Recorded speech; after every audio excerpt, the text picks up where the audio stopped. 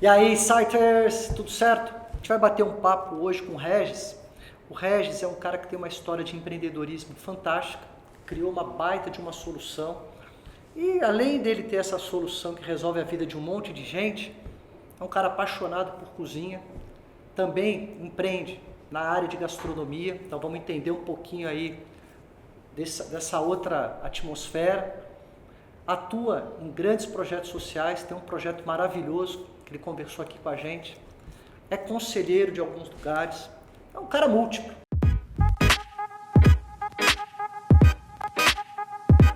Regis, obrigado por você estar aqui com a gente,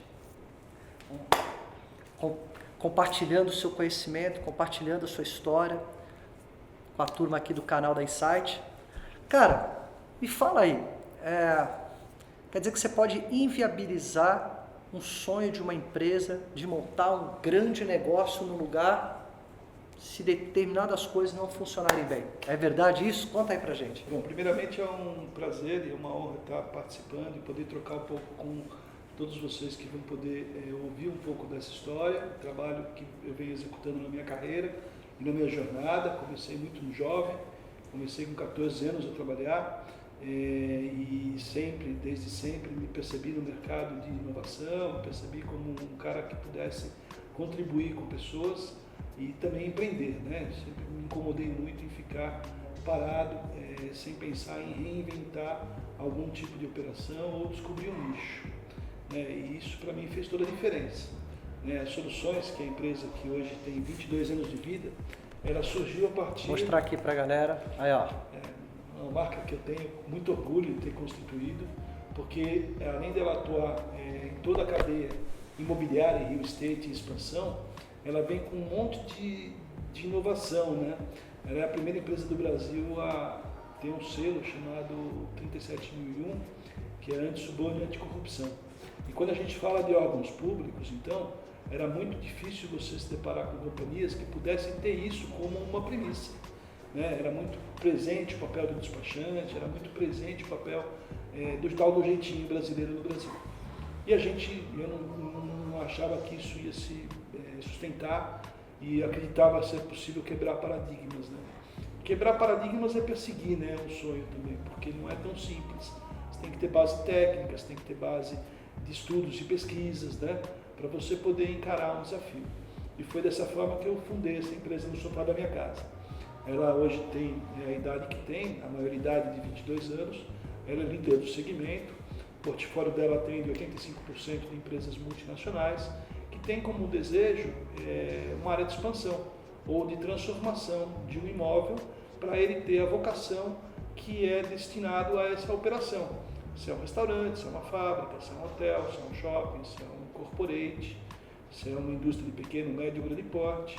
Né? Tudo que se fala na questão imobiliária tem que ter depois, para atender uma empresa, licenciamento que atenda a todos os órgãos públicos que estão ligados a esse tipo de operação. E as soluções faz isso.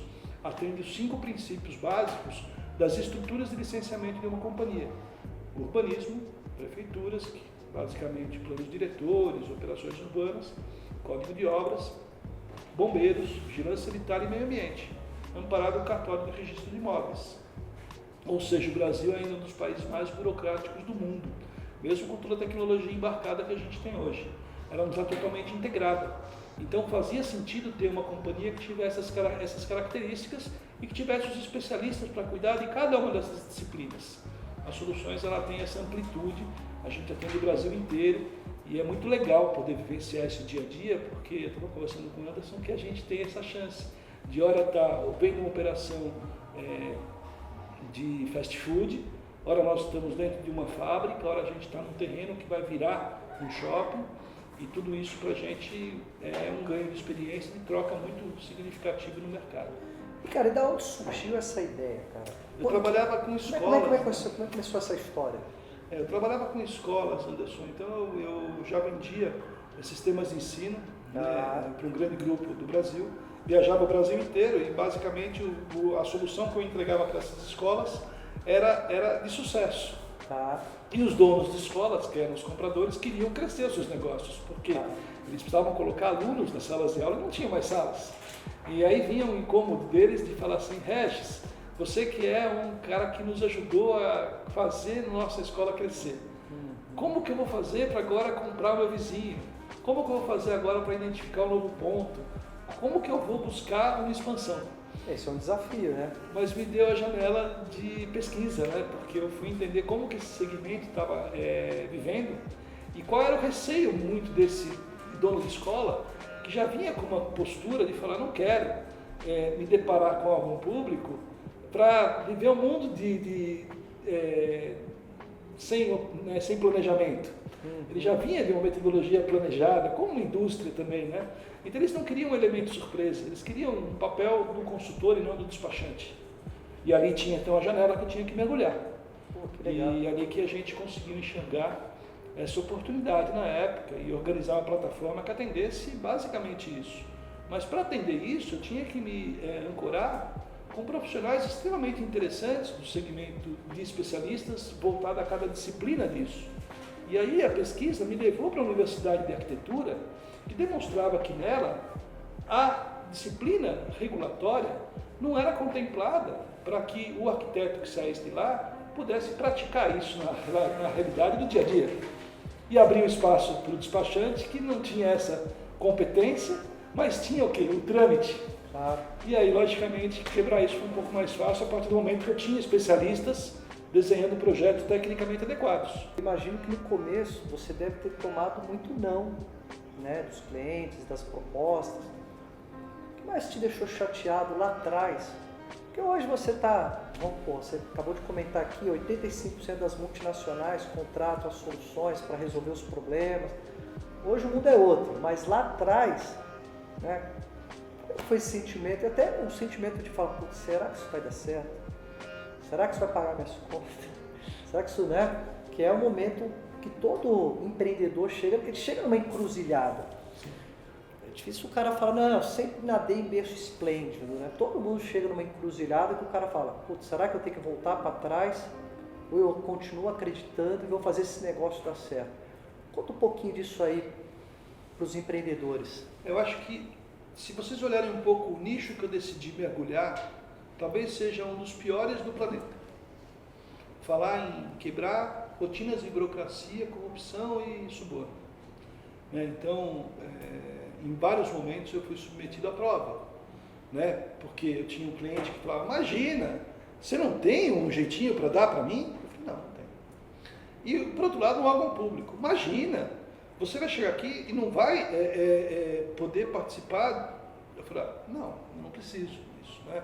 Eu quero dormir em paz. E isso, para mim, talvez tenha sido a grande motivação de eu decidir perder os cabelos em alguma área, né? Porque eu acho que não é fácil para nenhum empreendedor encarar nenhum mercado, né? Salvo um elemento de muita sorte, qualquer empreendedor tem que encarar os nãos de forma muito positiva, né? E esse alimento do sono é para que no dia seguinte a gente encare de novo esse mercado e seja persistente. Né? Você encare isso com vontade, porque o seu sonho ele é possível ser realizado se você acredita nele. Né? Então a gente foi muito nessa vocação de falar, puxa, vai dar certo, o país vai mudar, as empresas vão colocar códigos de ética e compliance, o órgão público vai evoluir, a tecnologia vai ajudar, o poder da caneta vai acabar. Né? E um pouco disso eu venho me alimentando até então, porque até hoje a gente vê muitas coisas ainda não ideais, a gente nos tornou um país extremamente desenvolvido, mas as boas práticas elas fazem parte da grande maioria das rotinas que a gente se depara no mundo corporativo. Isso que você está comentando, cara, é uma grande verdade, porque a gente começou de alguma forma a acreditar que a exceção ela é mais importante que a regra. A gente acaba dando muito mais ênfase para as coisas que são erradas e esquece que tem muita gente correta, que tem muita gente séria, que tem muita empresa séria, que tem muito funcionário público sério. Sim. E a gente acaba se deparando ali com aqueles outros e isso acaba tendo um peso muito grande e acaba contaminando e todo mundo acaba comprando essa narrativa para o país até. Né? E será que realmente o nosso país ele é mergulhado nisso? Então, eu acho que quando você coloca dessa forma, essa tua preocupação com a ética, essa tua preocupação de trabalhar da forma correta, é o que a gente tem que fazer. A gente tem que trabalhar a regra, e não a exceção. Perfeito. Não é? Eu acho que é bem por aí o teu testemunho. E é uma honra você poder chegar num fórum internacional, por exemplo, numa Câmara Internacional, e falar que dá para fazer corretamente no Brasil. Quer dizer, isso é muito legal. A gente chega dentro de um ambiente onde as pessoas querem trazer negócios para a gente no Brasil. O Brasil é visto pelo mundo todo, e as pessoas querem estar aqui. Nós temos grandes oportunidades aqui. Hoje qual câmara você participa? Internacionais, a Suíça principal, eu acho que ela foi aqui primeiro, a gente buscou como uma parceria estratégica para ferir os nossos códigos de ética e compliance. E daí a gente participa de várias outras, mas como convidados, por exemplo, como a americana, como a Anshan, como a alemã, como a espanhola, a chinesa. Em todas elas a gente tem entradas para falar sobre como essas empresas podem chegar no Brasil de forma correta. Legal. E como é possível você implantar uma operação, seja de qualquer porte. E isso para a gente é muito bacana, porque os projetos elas vão para lá, para serem aferidos lá, e voltam para cá e a gente implanta eles aqui com um nível de conformidade 100%. A régua é mais longa, é mais caro fazer do jeito correto, não tem problema, mas é a forma com qual a gente escolheu, é ofertar um serviço de qualidade. Cada país tem sua realidade, tem seu momento, tem sua história. Esse é o nosso. Com certeza. E cara, mudando um pouquinho aí, esse outro lado versátil que você tem de empreendedorismo, e aí o sangue italiano correu mais forte, e aí você entrou num assunto que eu sou apaixonado, que é a gastronomia, né?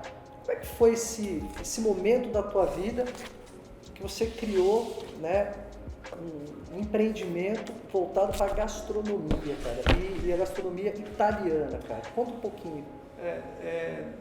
Eu sou nascido no Bexiga, crescido na Moca, Juventino. Cantinas italianas maravilhosas.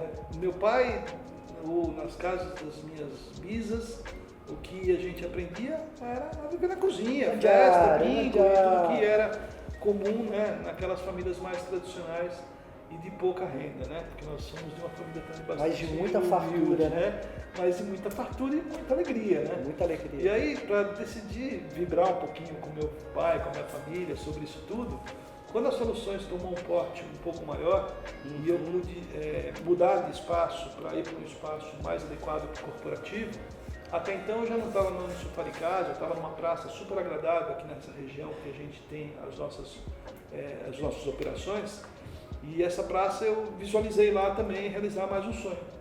E aí dediquei a energia para transformar um ambiente que era de escritório em um restaurante que tivesse origem de uma família italiana e que tivesse boas práticas pensando na tradicionalidade italiana. Foi bem legal, Anderson, porque no fundo, para mim virou um palco de amor, de paixão, de receber amigos, receber clientes, integrar um pouquinho a boa gastronomia com o ambiente corporativo. É muito comum eu, inclusive, ceder o espaço para workshops, para apresentações, para merchandising, para palcos de apresentações. Por quê? Porque é um ambiente aberto, é uma praça. Vocês vão conhecer, vocês vão entender um pouco do que eu estou falando. E brincar com gastronomia é uma brincadeira que tem que ser tratada de forma muito séria, porque a gente está tratando boas práticas alimentares, a gente tem que ter um chefe de cozinha, a gente tem que ter um almoxarifado de compras e um almoxarifado de receitas muito estruturado. A parte de enxoval é um elemento à parte, a parte de reposição, a parte de equipe, tudo isso é muito sério e tem que ser tratado de forma muito séria, senão você vai ter um boteco que pode ser de sucesso ou não, mas vai ser um boteco. A minha intenção sempre foi ter um restaurante, e que um dia pudesse até se tornar um ícone mesmo, e é o que a gente persegue.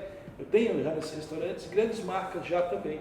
Tem um suco de uva que é destaque na região, ganhador de prêmio, ganhador de vários festivais. Tenho peças ícones da culinária italiana, como o cabrito, que é uma das coisas que eu vou ofertar para que a gente possa fazer um sorteio. Maravilhoso. A gente faz massa fresca de verdade, faz molho de tomate de verdade, formamos um cardápio com todos os cuidados para que, para quem conhecesse nossa casa, pudesse degustar pratos tradicionais da culinária Como italiana. chama o restaurante? Trattoria e Pizzaria Vitória Régia. Lançamos na pandemia a pizzaria, o delivery, o almoço e jantar, finais de semana aberto. E aí, cara, você falou, legal, tudo caminhando bem, sou um cara que gosto da água, aí você mergulhou de cabeça, né? Um projeto social fantástico que esse cara faz nesse projeto social e a contribuição que ele dá, vocês não fazem a mínima ideia do que a gente vai contar agora. Então, além dele ser um empreendedor de sucesso, ele também dedica parte do tempo para um projeto que melhora e salva muitas vidas. Conta pra gente esse projeto aqui, ele até trouxe aqui pra gente um materialzinho legal. Você sabe que eu sou Como nadador. começou essa história, né? Eu desde sempre sou da água, nado desde a minha infância e desde os meus 30 anos de idade comecei a mergulhar com base técnica de mergulhar no mergulho recreativo, que é aquele com um cilindro, e sempre mergulhei para conhecer o fundo do mar e conhecer tudo que estava ligado à água, né? E há 8 anos atrás eu fui convidado para fazer parte de uma ONG, que é a Sociedade Brasileira de Salvamento Aquático, né? No Brasil, no mundo, o número de afogamentos é extremamente alto. Nós somos um planeta que 2/3 é inserido por água, né? Então, vocês imaginam que, alguns dados, mas é a segunda causa de morte de 2 a 9 anos no país, 15 brasileiros morrem afogados todos os dias, e ambientes que a gente tem pouca ação de prevenção. Então, com a minha experiência em educação, com a minha experiência na água e na área corporativa, muito para falar com todos os públicos, essa ONG me identificou como uma interface importante para levar os projetos que estão ancorados a ela para as empresas que pudessem apoiar essa ONG a deixar esses projetos de pé, né? Então, projetos como esse, que é Água no Umbigo, Sinal de Perigo. Mostra lá para todos. Isso aqui foi distribuído dentro dos pedágios de São Paulo, numa operação verão. Projetos como esse, Piscina Mais Segura. A gente entende que a piscina talvez seja o principal palco de educação e formação de conceitos de prevenção. A atuação no Corpo de Bombeiros e nos guarda-vidas e nos protocolos de segurança aquática, para transformar o que a gente tinha até então, que era a relação salva-vidas, para o que a gente vê hoje como guarda-vidas. Isso aqui, né? Que é você prevenir o afogamento, né? O guarda-vidas tem essa função de te olhar quando você chega na praia ou chega no ambiente que ele está monitorando, e ele já percebe o risco de um afogamento que vai acontecer. Ele apita, ele tira você, ele sinaliza com a bandeira, ele já faz uma série de ações para que você não entre no ambiente de risco. Muito bem, porque lá tem o guarda-vidas. E onde não tem? Né? Que é onde acontece o maior número de óbitos por afogamento. Rio, cascata, cachoeira, igarapés. Né? Então, como a gente leva educação para esses lugares? Como a gente provê informação de qualidade para que aquelas comunidades que normalmente estão numa classificação social de menor competência financeira, não tem também educação. Né? Então a ONG ela tem essa função de uniformizar a informação e de agregar projetos que façam sentido a essa informação chegar a todos. Então tem o Kim na escola, que é um guarda-vidas que vai até uma escola pública e privada, dar uma aula e um teatrinho para aquelas crianças para saber como agir diante de uma situação de afogamento. E levar para o pai que está em casa aquela notícia, falou: pai, você vai beber? Não me deixa entrar na água sozinho, ou não bebe para entrar na água. Quer dizer, que é onde acontece os problemas do incidente aquático. Afogamento não é um acidente, é um incidente. Incidente pode ser mitigado e evitado. Então a gente fala que 90% poderia não acontecer se a gente tivesse mais ações de prevenção acontecendo. E essas ações, elas estão todas dentro de protocolos mundiais e aonde vocês estão integrados. Essa ONG ela se tornou uma referência mundial, Anderson, porque o fundador dela, o professor Davi Spillman, doutor Davi Spillman, ele foi do comando do Corpo de Bombeiros do Rio de Janeiro durante muito tempo na sua carreira, até a sua ida para a reserva como coronel, e ele era já médico também, clínico, né, e atuava no resgate de helicóptero. Então ele já via um pouco do que acontecia entre essa interface entre o guarda-vidas e o hospital. Então ele, logicamente, proveu uma ONG que tivesse diretorias em todas as esferas e que pudesse prover muitos artigos científicos. E desses artigos e nas nossas aparições nos congressos internacionais, nós acabamos elegendo a cadeia de sobrevivência do afogamento. E essa cadeia de sobrevivência ela foi eleita a cadeia mundial de sobrevivência do afogamento. E aí, logicamente, que o Brasil acaba sendo referência para discutir esses termos da cadeia de sobrevivência e a gente poder uniformizar a informação para todo o continente e para todo mundo. Então, ano passado a gente teve a oportunidade de ir para a África, para você ter uma noção, fazer um congresso internacional na África, em Durban, fizemos na Espanha, fizemos em Portugal, Estados Unidos, Nova Zelândia, ou seja, a gente acabou se debruçando com projetos em todo o globo terrestre. Muito interessante isso. Que legal, cara, que legal. E salvando muita vida. A gente quer, qualquer vida que se salva, a gente já vê como missão, né, bem cumprida. É lógico que a gente já vê no gráfico de 20 anos a transformação que esse gráfico já demonstra no comportamento de afogamentos e, por outro lado, um gráfico de crescimento do acesso à água, né? Então, a gente tem dados que no nosso parque aquático, do ponto de vista do número de piscinas instaladas no Brasil, vai dobrar em 5 anos. Se o número de piscinas instaladas dobrar, olha o número de afogamentos que pode acontecer se a gente não tiver prevenção prevista, né? Na educação, lá na base, né? Estabelecer programas até de primeiros socorros na educação infantil, onde aquela criança já se desenvolva com os princípios de segurança, não só pensando na água como um problema, né? Mas pensando em se a gente tem um problema agora, como uma criança pode nos ajudar a discar um número de emergência ou te segurar um pouquinho até chamar o resgate. Regis, obrigado pelo teu tempo, obrigado por compartilhar com a turma aí toda essa tua trajetória, essa visão múltipla de empreendedorismo. Siders, vamos comer pizza? Vamos comer massa? Olha o sorteio, hein? Vai chegar aí o dia, a gente vai falar para vocês aí, vai ser bem legal. E cara, só coisas boas. É um prazer. Obrigado.